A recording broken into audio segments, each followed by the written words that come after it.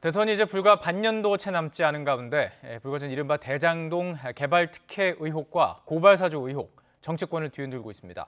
고발사주 의혹으로 먼저 곤욕을 치른 국민의힘은 대장동 특혜 의혹에 총공세를 펼치면서 이슈 전환을 시도하고 있지만 반격도 만만치 않은 전망입니다. 황혜경 기자가 보도합니다.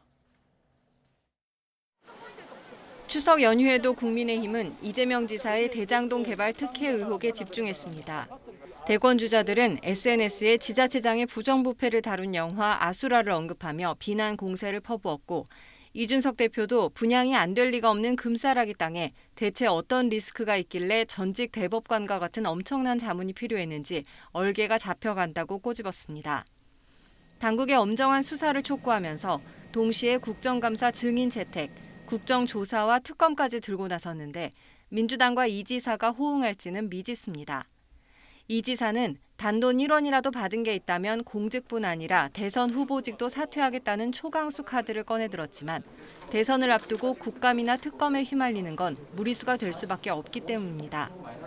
반면 국민의힘은 대장동 게이트 TF팀까지 꾸리며 고발사주 의혹 이슈 전환에 나섰지만 쉽지는 않아 보입니다. 여당 측에서 윤석열 전 총장의 검찰 사유화라며 비난을 멈추지 않는 데다 제보자 조성은 씨도 연일 SNS에 글을 올리며 공수처의 수사 진행 상황을 공개하고 있기 때문입니다. 분명히 이게 이제 규명이 된다면 윤석열 후보든 고발사주 의혹으로 또 대장동 개발 의혹에 이재명 후보는 여성표, MZ세대, 중도층까지 표가 다 달아날 겁니다. 말 그대로 후보자 사퇴를 해야 될지도 몰라요.